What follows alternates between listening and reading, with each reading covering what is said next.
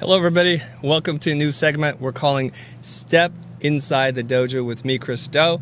I'm joined by Matthew and Sina and Erica who are here in the booth with me. We're going to do a deep dive today, guys, so if you haven't had lunch, grab something to eat. We're going to get really into this thing, and I want to share a story and teach you a couple of things along the way. Today's episode is going to be called, or on the topic of how strategy has changed my design business, okay? And I want to share a couple things with you. Now, many of you guys who have tuned into our channel have become aware of this super lovely person. Her name is Melinda Livesey. And there are several episodes with Melinda where we talk about if she can charge to diagnose, talking about strategy and growing your business. Inevitably, the question that comes up that people keep asking is, how can I learn strategy? Is this something that is taught in school? Well, that answer depends on which school that you're going to.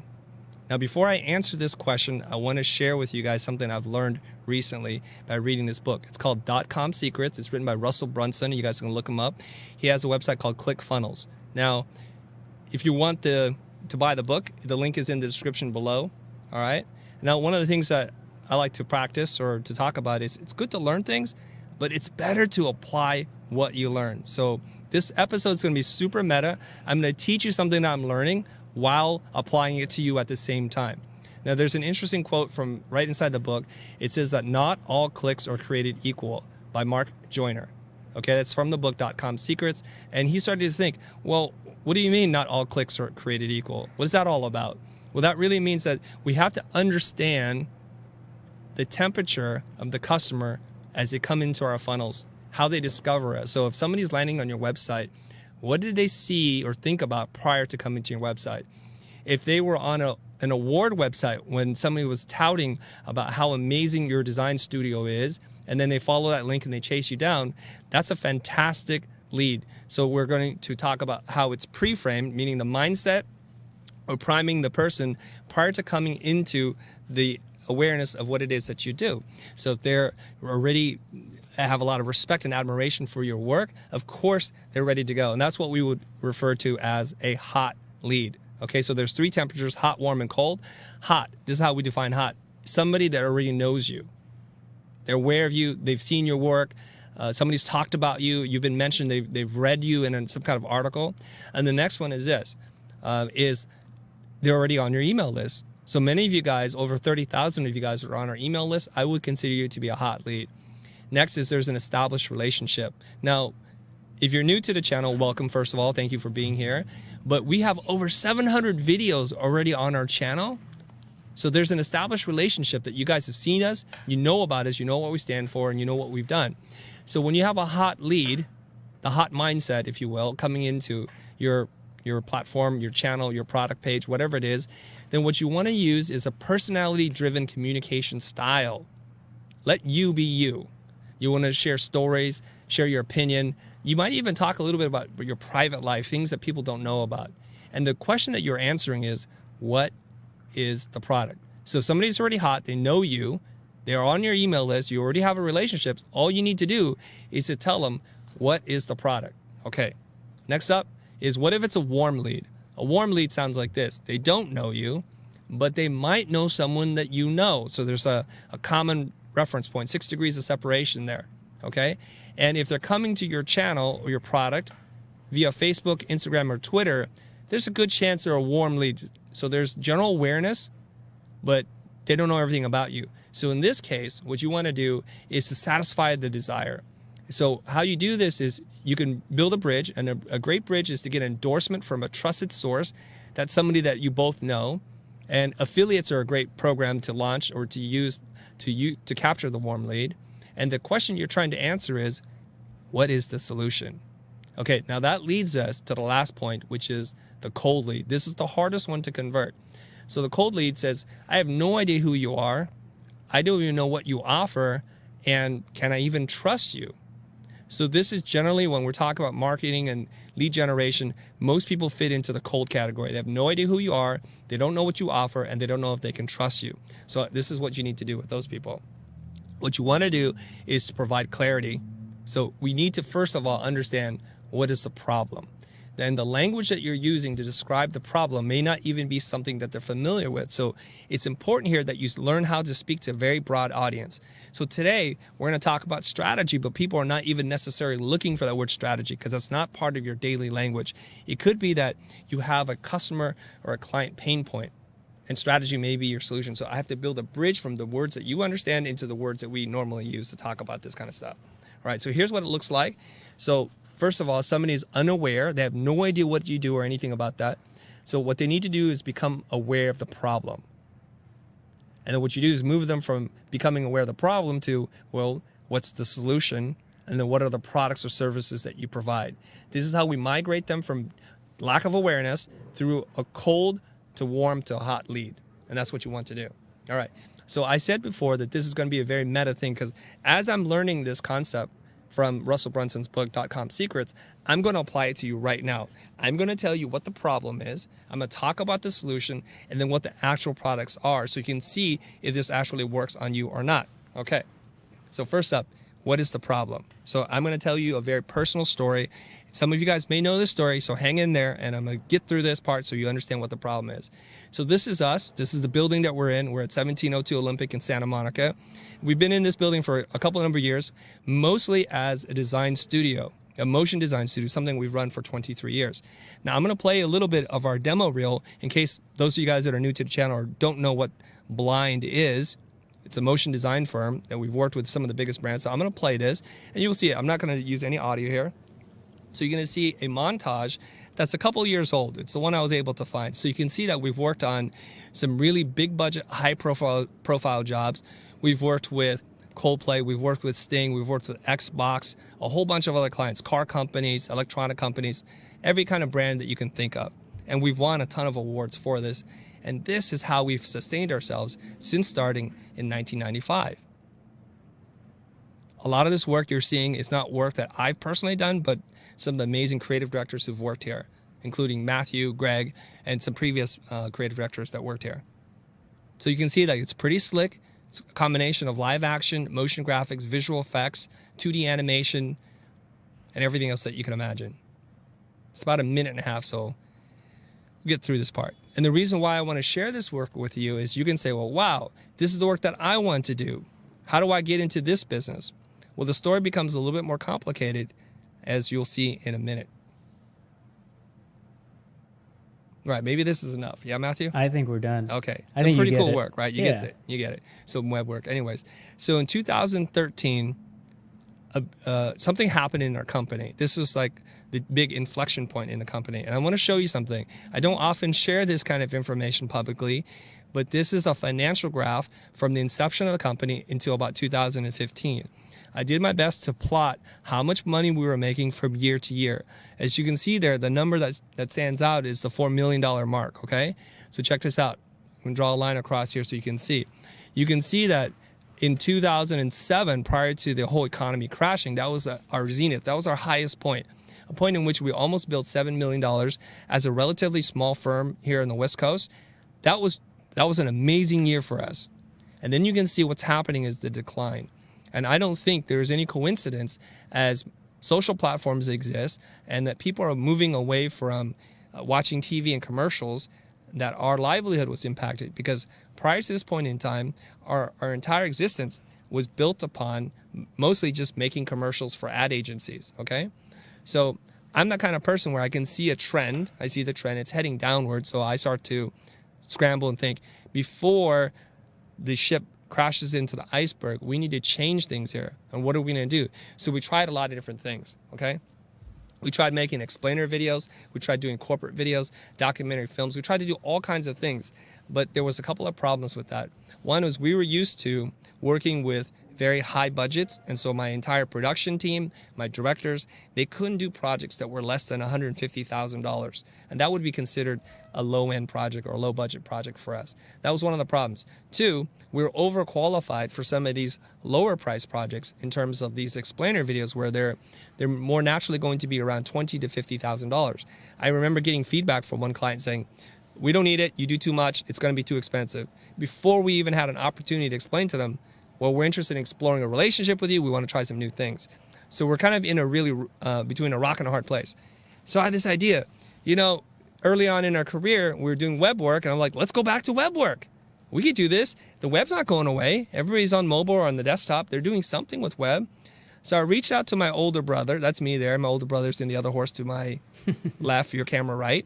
And I'm like, bro, not brew, but bro, help me out. I want to do web work. He's like, okay, I'm an advisor for many companies. I can help you.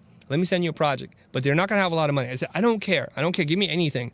So he found me a client for $5,000. I was super excited to do it because I wanted to have a new revenue source and I wanted to acquire new skills. And when you're moving into a different field, you're changing verticals, you have to start over at the bottom. I was happy to do it. But something happened. That project did not work out well for us. This is my old picture before I had needed glasses and I lost all my hair. So this is what happens, right? Stress sets in. And now you can see what happens because I didn't know how to design websites. So some of the symptoms, I was unclear about what the goals were. I was unclear about the process because I was just learning it myself. The client made many revisions, and at the end of the day, they weren't happy with the work, and neither was I, because the work was really compromised. So the net result of this is we didn't make money, and the work wasn't good. Well, what's the problem, you say? All right, now we're getting into the problem, okay? The problem is this: we lived for 20 some odd years on the execution side. The agency did their thing. They worked with strategists, marketing people, the art directors and copywriters. They all figured things out and then they would hand it to us. So there was this other side to it that we didn't know anything about, the big picture, if you will. We thought we'd be happy and fat just servicing these agencies, okay? So there was this big old gap. So let's go back to here. So the gap is this thing that we often refer to as the strategic divide. So here's where we lack clarity and alignment. We don't know what the clients want. We don't know what the goals are. And we haven't even gotten total buy-in from all the people who make decisions from our clients. And we're spending too much time focusing on aesthetics. Like, does it look good? Is it cool? Is it fresh, modern, and innovative? And almost no time talking about the business goals, the reasons why they spend money in the first place. And we are clearly seen as a vendor. They were telling us what to do, how often to do it, and not being seen or valued as a consultant. And it was super depressing. I have to admit, I wanted to surrender and totally give up, raise the white flag, if you will. Okay, so what is the solution? Making sandwiches is a solution. No, it's not. It's basically my friend, Jose Caballero, who I've known for a long time. He's like, Chris, you want to do web? I'll teach you how to do that. But first, you need to learn strategy. I'm like, what is strategy? What are you talking about? So he sends over all these documents, and he's super generous about it. He sends over all these documents, and I just scratched my head thinking, how did you come up with all this? Is this like a room full of Harvard MBA types sitting around? Or like, who studies this? I study design, man. How do I do this? He goes, let me show you. So how do we do this? How do we close that gap? What we have to do is we have to build a bridge between the business goals and the creative execution. Both are essential. We knew how to do execution really well. We didn't understand how to solve the business goals or even how to talk about them. That's what strategy is about. So what we have to get answers to are these kinds of questions, which we never asked before. What are the goals? What are the challenges to achieving those goals? What's getting in the way of you achieving those goals? Obviously, if you're achieving them already, you wouldn't be calling us. How will success be measured? Who are the customers? How can we improve the user experience overall? How do we define the brand? Now, prior to this, we designed a lot of logos, but we didn't design a lot of brands. We weren't in the branding business, okay? And lastly, how will the brand be positioned in the marketplace? So what we needed to do was transfer the knowledge that they had, extract it from them, but doing it in a way that is in a structured framework. So this is a simple explanation of the 4 quadrants. What we needed to do is understand who the customers are, their pain points, their gains, their challenges, what does a win and a loss look like for them. Not just the demographics, but the psychographics as well. We also needed to understand the brand, the look and the feel, the tone and the voice. We need to understand what their business or marketing or awareness goals were, and we want to wrap that around a delightful user journey. And so the framework teaches us how to have these kinds of conversations with a client and take all that's in their head and their mind, and I don't mean just one person, I mean a room full of people, and then take it back in and organize it in our mind, okay? Now we know this. Creatives are good at pattern recognition. We could stare up into the clouds and see faces or landscapes or vehicles. We can we can stare at a drywall pattern and say, oh, that reminds me of this kind of scene. So we know creatives are very good at this. So we already have the skills. But what we need to do is we need to learn how to connect more dots and make the leap across logic and emotion. This is what you guys all excel at, okay? This is just a little animation I put together to show you. We can see these things, but we're focused mostly on what it looks like and how it feels. What it looks like and how it feels. What we needed to do was look beyond that to understand the business parts, to understand how to deliver this across digital and other platforms, okay? Now, the question is, why do we do this? Why do we have these kinds of questions? Why do we want to have a framework in the first place? Well, let me lay it out for you. When you have a framework and you're able to talk to the client in what we're calling discovery or strategy, you can get clarity on the goals and the challenges. You'll be able to align the key stakeholders, which is very, very important if you don't want to have last-minute revisions from the client. Because inevitably, the person who makes the decision, the CEO, hasn't seen any of this. At the 11th hour, they're going to chime in and say, look, this is not what I wanted. You guys totally missed the mark. And typically speaking, the marketing person on their end is going to say, well, okay, we'll fix it. And they don't want to spend any more money, so they just give you all the change orders without increasing the budget. You've been here before, guys? I'm pretty sure you have. All right, let's keep going back to this. All right, what we want to do is also understand the user's needs, their wants, their pains and gains, which I talked about before. We want to have a clear definition of scope. Many of us are bidding on projects where we have no idea what it is, so we're just throwing a number at things and hoping that it's going to work out. Again, oftentimes it doesn't. We want to be able to design better user experiences for the customer. A happy customer is a loyal customer. A loyal customer that's happy can oftentimes be a fanatical customer who extols the virtues of your brand. We want to design these experiences so there's that connectivity between the customer and the brand. Now, as I've mentioned the word brand many times, you guys know how I feel about this. A brand is not just a look, it has a voice and a behavior. So we want to be able to shape that with the client, not for them, okay? And we want to eliminate or reduce the process down to as few revisions as possible. We want to be seen as a partner consultant. That's the relationship we want to have. And the net result is we can charge more and we get repeat business. And you've heard me say this before. We want to get paid to think.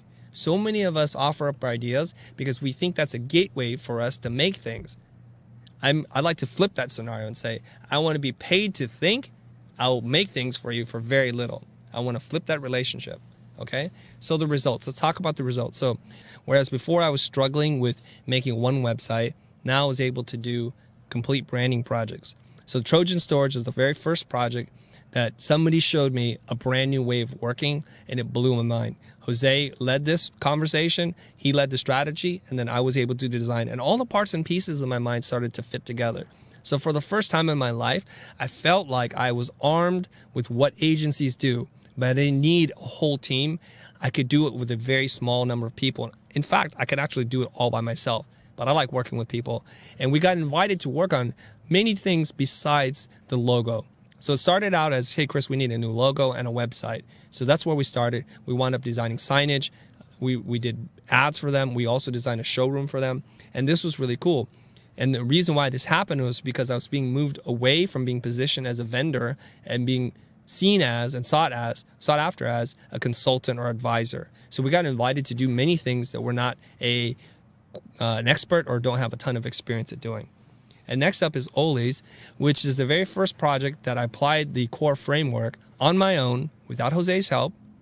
And I did this remotely for a remote fishing company, a resort up off the coast of Vancouver. And I was able to design a better user experience and a better brand because of this. I started writing copy and all kinds of ideas started to flow. This is how you know you're transforming yourself. The tasks that you're doing, the things that people are asking you about, and the way you think are radically different than the way they were before. I want to show you a small handful of other selected projects, and in a little bit, we're going to be able to take your questions, okay? And I'm going to direct you to do something that's a little different today, and we'll see how it works out. Hopefully, this will work. Anyways, so here's another case study or some slides from another client of ours back east, Tango.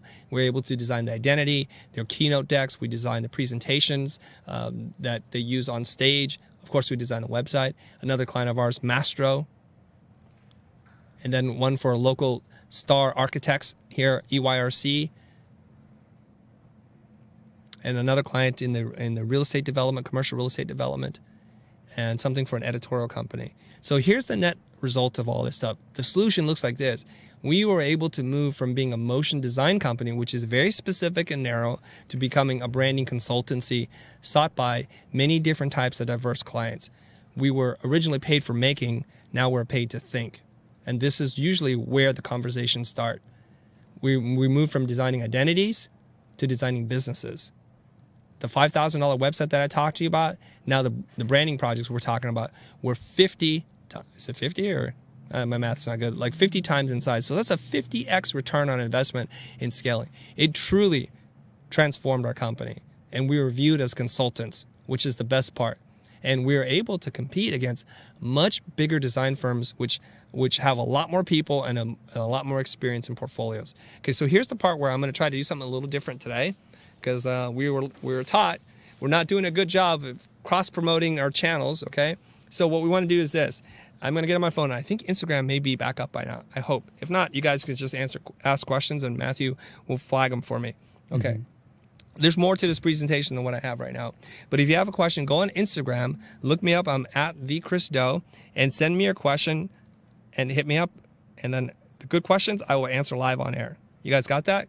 Go on Instagram, find me at @TheChrisDo, and send me a message. I'm going to fire up Instagram right now. Hopefully it's working. All right, so I'll look into my messages and see what's up. You don't have to be my friend. You can just shoot me a message, okay? And Matthew, you're monitoring questions. Now, while we give you some time to think about your question about what's going on, I'm an open book, guys. If you have any kind of question about anything, just ask and I'll do my best to answer it. Okay, so this is the part where I'm going to talk to you guys about what is the product. I'll talk to you about what the problem is, what the solution is. Now, what is the product? So as of right now, we have two options. One is called the brand strategy guide, called Core, and the other one's called the brand messaging kit. Now, Matthew's going to take over, and he's going to show you guys what's included in the brand strategy kit we call Core. Mm-hmm. Let's talk about what the kit includes, right? So first of all, the kit is $400. Is it $499? I believe so. Yeah, it's $499. Mm-hmm. It includes a startup guide. It comes with a PDF book, a keynote template, right? Mm-hmm. And it also comes with a number of videos, some of which are available online on YouTube for free, but the rest are behind the paywall inside the kit. Right. How many videos do they have? I believe there's 13 here. There's 13 videos. Mm-hmm. And then a couple of bonus videos just to help you guys cement the idea of how you could use Core. Mm-hmm. And then in there's a bunch of printable sample worksheets to take you through the exercises. So all of this stuff is ready for you guys. There's a couple of examples of strategy documents so you could see how this information is applied to specific clients. And then as we go through this thing, it just walks you step by step. The idea behind the framework, why it's very powerful, and then the different stages of the system, starting from the beginning all the way to the end once you're getting to delivery. So I think the power of this is that Core is quite flexible in terms of how it's applied. A lot of people I know are in the design space, but people have applied it to the web space, to the motion space, even as architects and a lot of other creative industries where they're just trying to understand what the client's goals are, how they might solve that, and where they plug in terms of execution after the fact. So Core is very, very flexible, and we've applied it to a whole lot of different things, as you've seen from the examples that Chris was showing earlier. Mm-hmm. So, I keep scrolling through this stuff, but you can see, I'm sure a bunch of you guys are trying to screen grab this and get this all for free right now, and that's totally fine. But what I think the key thing here is that it takes you through the entire process from beginning to end, gives you a bunch of tips on how to talk to people, how to facilitate, gives you all the printouts for how you can run this session, including this cool document here where we like to run these sessions with these giant Post-it notes, these big poster-sized Post-it notes. You can print all of these out, and then you can use them in your session so that you can build your user profiles and understand all of their needs so that you can build products for them that are relevant and impactful for them. Yeah. Now, while we're doing this, I'm starting to get a bunch of questions in coming from Instagram, so the whole Instagram experiment is working. So I'm going to hold this up here. I don't know if you guys can see it. It's probably blown out on the screen. Yeah, it's a little but Dion Dion V. Drit Designs asks, hey Chris, great live stream. Does your company need to do any research into the target group for each project, or is that information generally given by the client? So he's talking about the target audience, right? So what's fundamentally different about the core framework and how we like to teach people to do discovery and strategy is you as a facilitator bring no specific expert knowledge. This is the beautiful part. Okay, when you're able to assemble the clients in a room, and I'm talking usually the decision makers, if it's a big company, it's the C-suite executives, CMO, CRO, CEO, those kinds of people, marketing director, etc. They already know so much about their clients. What you do is you ask them one of the questions that you're instructed to, you hear what they say, and you try to resolve any conflict or point out any gaps in logic or emotion or whatever it is. And by doing that, you help them get clarity on who their target audience is. Oftentimes, we take our customers for granted, and this is true with a lot of companies we facilitate. They don't truly understand who their customers are. They sometimes cannot be bothered to deal with what the customer's needs are, and then they wonder why sales are declining. So when we're able to deliver something to our customers, once we understand them a little bit better, we're able to offer up a beautiful insight. I'm going to give you an example. Let's say I'm a fast casual diner or restaurant, and I realize that people who frequent our place mostly just hit there for lunch. It's kind of dead for breakfast and dead for dinner. What can we do? So if they're busy professionals who want to eat healthy and have a limited amount of time, we start to brainstorm ideas around that. So naturally, one of the ideas is, do we do curbside pickup? Do we have an online app? Do we do anything that tells you how long the line is so we can optimally time when we appear in line? Those are all ideas that come up from understanding the customer's pain points, and then you offer up that during the session that you get paid a lot of money for. So then they're like, wow, we should implement some of these programs. Now notice none of the solutions that I talked about, if you're a graphic designer, involve graphics. They don't involve redesigning the logo, because now you're going to solve a real pain point. And if they can bring in 10, 15, 20, 100 more customers in the door every day, that equals real money to them, and that's going to impact their bottom line. And that's how you begin this whole conversation of strategy. Okay, so very good question. I'm going to keep going. Matthew, keep going about the products, and I'll ask. More questions are coming in. Yeah, I think that's the great thing about Core is that you're able to have all these questions already in here. You know, like you said, what's the goal? What are the challenges? Who are the users? And the beautiful thing about Core is that we get really deep on who the users are, right? We dig in super deep, so we get into their demographics, their psychographics, and everything that would make them, that helps you understand how they would make a decision and how that's relevant to the business or the product. So by going through this process and asking a bunch of questions, you have a very, very clear picture on what you could possibly make them to be effective. Yeah. Now, I want to tell you guys something. When I read a book and it's got too many words in it, I just don't think they've done a good enough job at teaching me the information. So what you see are these really brightly colored slides that Matthew's sharing that Jose and I worked on together to make the information as easy to understand and digestible and actionable as possible. You can see that. See, what we do is we spend a lot of time editing the instructions down so it's easy to use. Because there's no point in, you've been there before, you've bought a book on how to do something and you only make it a third of the way through because they've lost you. They've lost you in the density of the language that they're using, the lack of insight and action that you actually can take. So that's why the book looks the way it does, okay? And when I say book, it's a digital download, all right? Now, the other thing too is that it looks like it's a really simple thing, but it's actually not. It's something that Jose has spent almost 20 years learning, developing himself, and distilling down into the 3 key exercises. And that was a lot of work to do to make it simple. And you'll learn that some of the best teachers, the best frameworks that you're going to learn out there are the simplest, not the densest. Okay. Yeah, and I think as you go through this, one beautiful thing at the end is you get to open up a lot of possibilities for more revenue, more opportunities for your company. So if we look back on my screen, one of the exercises is an awareness goal. So essentially what you're doing is after you've understand what the company is about, their goals and challenges, and then you understand the users, you start dreaming up ideas with your client about possible solutions. And this solutions, this awareness goals exercise allows you to prioritize a bunch of things. Do they need a new website? Do they need new branding? Do they need a video campaign? Do they need a social campaign? Do they need an email marketing campaign? You guys dream this up together with your client. And you know what? If you are poised and ready to capture that on the other end, these are 3, 4, 5 more opportunities that you could land for your company. And I think that's something that we've developed over here at Blind, where before people only thought of us for motion graphics. Now we were getting invited to design websites, do their rebrands, design their interior and exterior of their building, because we had such depth and knowledge of their brand and their challenges. Yeah. Okay, I have a great question here from, I'm going to show you guys. It's actually happening, although you guys can't see anything. It's from, I think you may pronounce his name as Aher.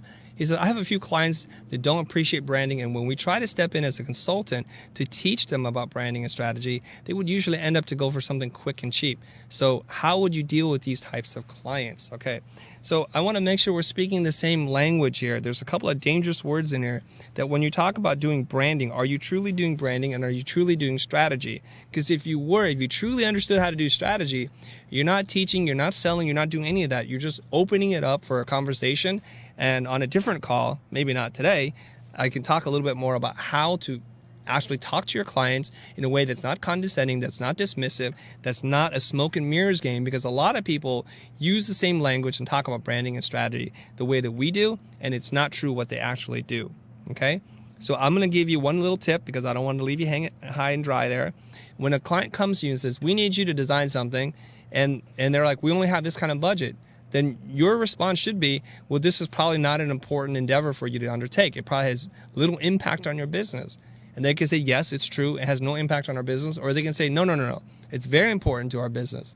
And then you begin a whole different kind of conversation, right? So if they choose A, it's not important, and say it's not important, you should hire somebody much less expensive than me because I'll charge you more money. Go hire somebody on Fiverr or 99 Designs, hire whoever you want, it doesn't matter. Save your money, and when you have a real problem, a big problem to solve, come talk to me.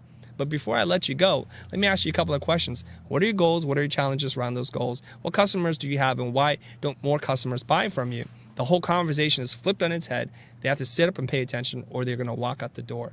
So these are more sales techniques. This is less about the strategy part, okay? Thanks for asking that question. What else we got, Matthew? Are people asking questions on YouTube? Yeah, there's a question here. Laura Faye asks, how do you define strategy?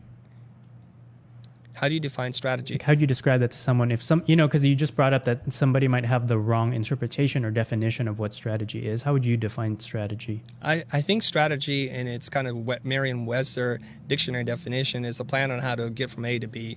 That's it. So what I need to know is, first of all, what is your goal? Like, where do you want to go? Like, you're here at A and you want to get to B. So where do you want to go? Metaphorically speaking, you want to have a higher open rate on your email campaign. You want to grow your social media following to 2 or 3x. Fantastic. Now I know where you need to go. The next question I'm going to ask you is this, why aren't you there today? If this is what you want to get, why haven't you been able to accomplish this? Well, we don't have the team. We don't have the expertise. Maybe we don't even understand who our customers are really well. Okay, now we understand the challenge. So now we know what the goal is, and we know what the challenge is. Now we need to do a deeper dive into understanding who the customers and the users are and what makes them tick, okay? A lot of user experience design, to me, is just anticipating needs. Anticipate my needs. Know me and anticipate my needs. That's it. Okay, so think about the best experiences that you've had in your life. And it could be something that doesn't cost a lot of money, to staying at the Ritz-Carlton, okay? A friend of mine shared a story that he went on a company retreat in Thailand, and they did not stay with the typical 4-star hotel. They went with a smaller boutique hotel. He said that after a day of doing activities outside, he went into his room, he took off his dirty boots and he left them there, and then he went and did some other things. When he came back, the shoes were sparkling like new. Didn't ask anybody, so somebody took care to anticipate his needs, that he's going to want these clean, and they don't even wait to ask. That is going to leave an impression on him that he's going to be able to carry. How do I know that?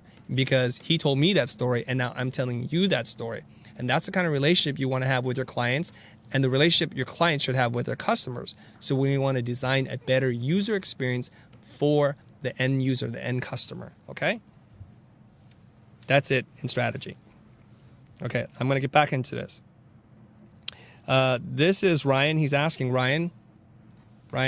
he's asking, Chris, does Core work for new companies that have no customers yet or have just a few? Thanks again for the value you deliver. That's a very good question.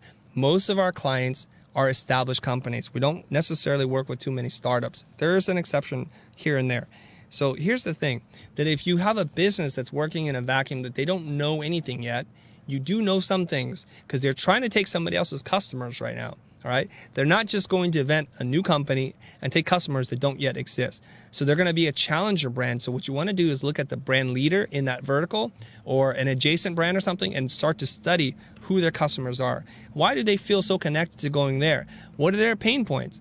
Oh, you know what? You learn that that restaurant, that cafe closes at 7 o'clock. And a lot of the customers complain on Yelp that it's not working and they want another option. So your business could open a little later, a little earlier, and then start to capture that and start to comment and communicate to these people. Open on your time and not on our time, or service built around you and not on us. So the messaging and the communication addresses that pain point head on. All right, I think we have another 10 minutes here, Matthew. So we probably should switch and talk a little bit about the brand messaging kit, and I could do most of the talking there. Okay, if you don't mind just pulling it up and just telling people what's in the brand messaging kit. Fantastic. Yeah.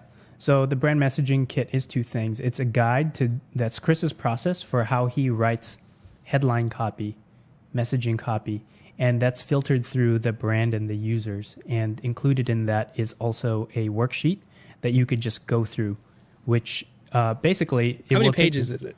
Let's see. This whole thing is 44 pages. 44 pages. So it's pretty tight. And how much is this? I believe this is $2.99. $2.99. Okay, I want to explain to people a little bit about why we created the brand messaging kit. Because a lot of people looked at our case studies like, Chris, how did you write these things? How did you come up with these things? And though Core is an excellent framework, it's very broad and it's open, it's designed to do lots of things. This kit in particular is designed to help you if you're in the branding space and you want to go beyond just doing the logos or the identity system. You want to start to write the copy. You want to start to shape the brand experience a little bit.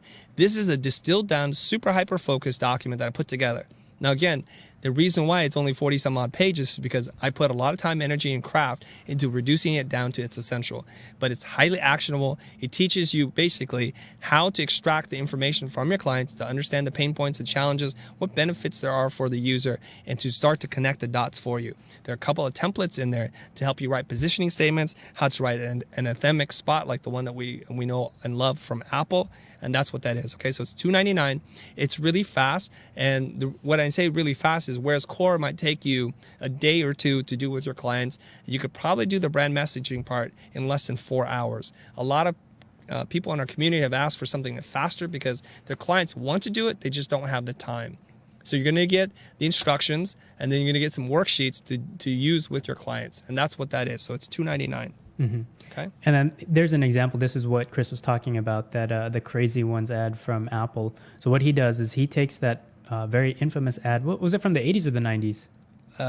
It's from the 90s. From the 90s, early 90s. No, it could be 2000s, dude. Was it that late? Okay. Yeah, because it's 2018. Yeah, it probably is in the 2000s. Right. Yes, I'm pretty sure it is. If you guys look it up, the Crazy Ones Apple ad, if you watch that, you will be moved in terms of how they talk to you, how they speak to you, and why they were able to capture the creative community so well.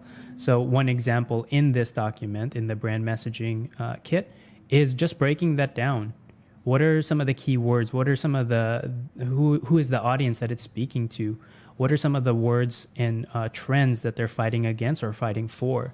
And then Chris provides that in the worksheet. It's like, how do you make your own anthem spot? If you were making your own brand anthem for your company or for a client, how would you write that? And there's a very clear prompt that we see here on the right side, which just shows you every single prompt. You just write it in, and by the end of this exercise, you're going to have something as powerful as that ad. Yeah, so I'm really good at reverse engineering things and breaking things down into step-by-step process or processes.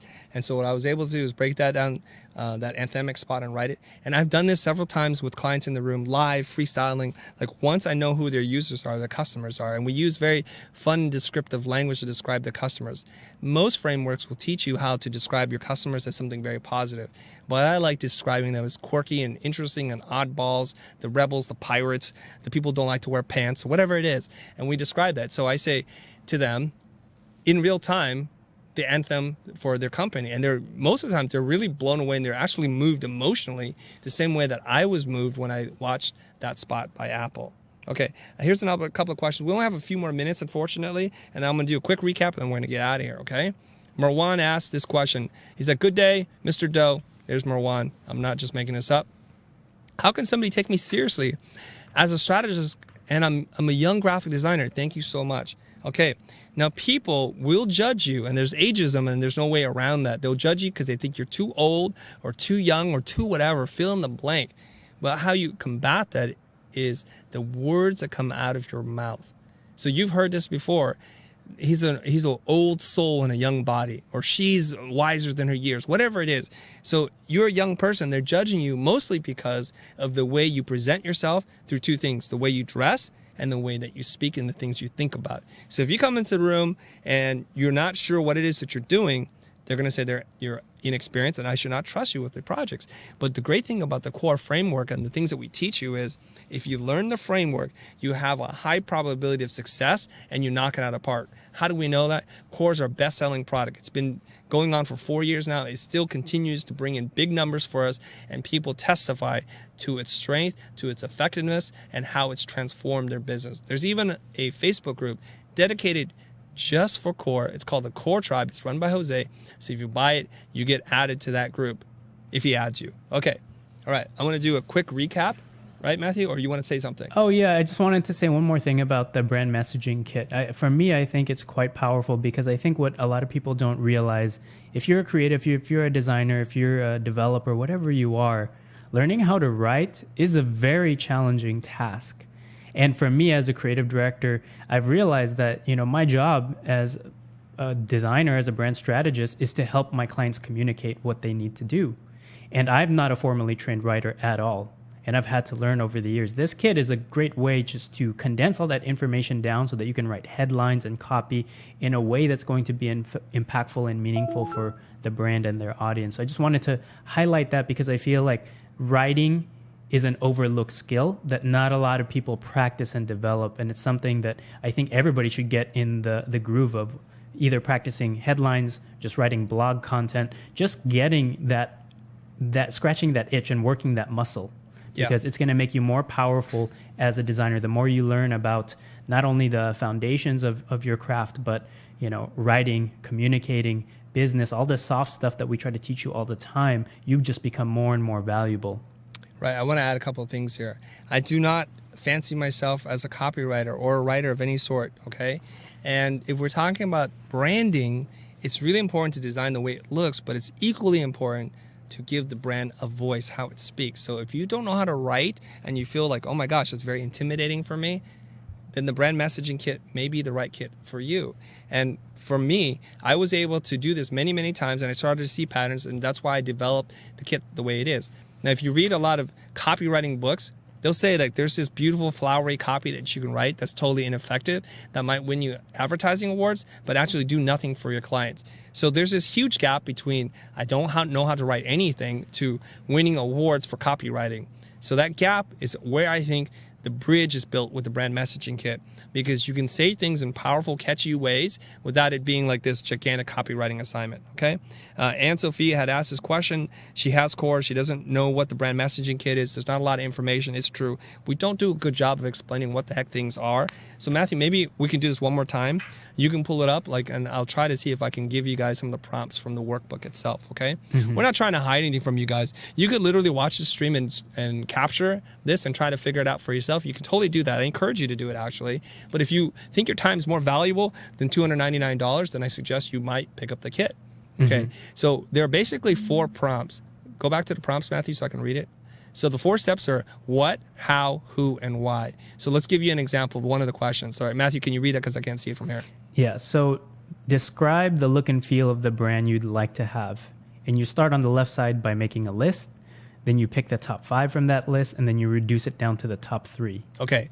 You do this with your client. You don't do this by yourself. So you ask them, how would you describe the look and feel of the brand? And you're looking for visual words, preferably, or words that easily conjure up images in your mind. So the idea is you have 10 minutes or 5 minutes and you guys brainstorm together. And it could be a room full of people, or it could just be 2 or 3 of you, and you just come up with words like, I love that. Okay, and you just kind of write without editing, without judgment. And if you hear a good word and it spawns another word, write that word down instead, and have a thesaurus like thesaurus.com open so that, oh, that's a good word. I can generate that. Here's a pro tip for you. If you're leading one of these strategy sessions with your client, I would suggest you have an assistant or another person next to you.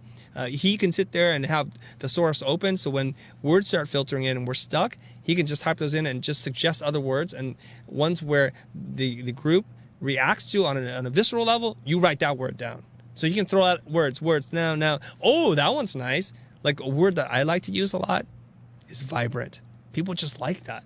People like that word. It's an unusual word. If you guys have watched the branding episode with Brian Collins on this very channel itself, he's like, you know what? I don't like those typical words. It's cliche. So he's much better at wordsmithing and finding words than we are, but you can aspire to do that. Okay. Anything else, Matthew? I mean, do you want to go through the other exercises? No, let's go through one more. This is the how. So describe the tone and voice or attitude of the brand you'd like to have. So once you know the look and the feel, you have to talk about the tone and the voice. Like, how does it sound? And we then write copy through that lens, through that filter. And so again, it's the same thing. Column number 1, the very left column, you just generate ideas. Column 2, we have to pick. We can't be all things to all people. So this is the beauty of prioritization and selection, right? So from those 5, through a process of elimination, we can reduce it down to the top 3 and then select the top 1. So sometimes I like to include the top 2 or 3 options because as you're writing copy or as you're designing, one word doesn't paint a complete picture. So we as human beings are more complex than one word. So we're multifaceted and we're nuance based. So those 2 or 3 words actually help to shape the voice of the brand. And there are examples on how to do this within the kit. Okay? All right. Cool. Let's do a quick recap here, you guys. Let's do a quick recap before we get out of here. I hear my stomach rumbling. It means it's time to go. All right. So from Russell Brunson's book, and he talks about this, how do you move somebody who's completely unaware of you or even what the problem is from a cold to a hot lead? First, you need to tell them what the problem is, and you need to tell them in terms that they understand. You got to build a bridge from general questions to something that's much more specific, okay? Then from, Erica, thank you. Okay, we're going to move them from being aware of the problem. Now I'm aware of the problem. What are the solutions that are available? And from there, we want to tell them the product and we want to tell a personal story. And so here's the meta layer that I've kind of wrapped or unwrapped for you guys. Okay, the meta layer is this: is that during this episode, I taught you a new concept, and while doing or teaching you the concept, I'm applying that information to you in real time. I told you a personal story so that you're aware of the problem. And many of you guys, and I feel your pain out there, you don't make enough money, your clients don't respect you, they don't listen to you, and you're just told what to do. And you're just busy chasing that thing over and over and over again. You're frustrated and the work isn't very good.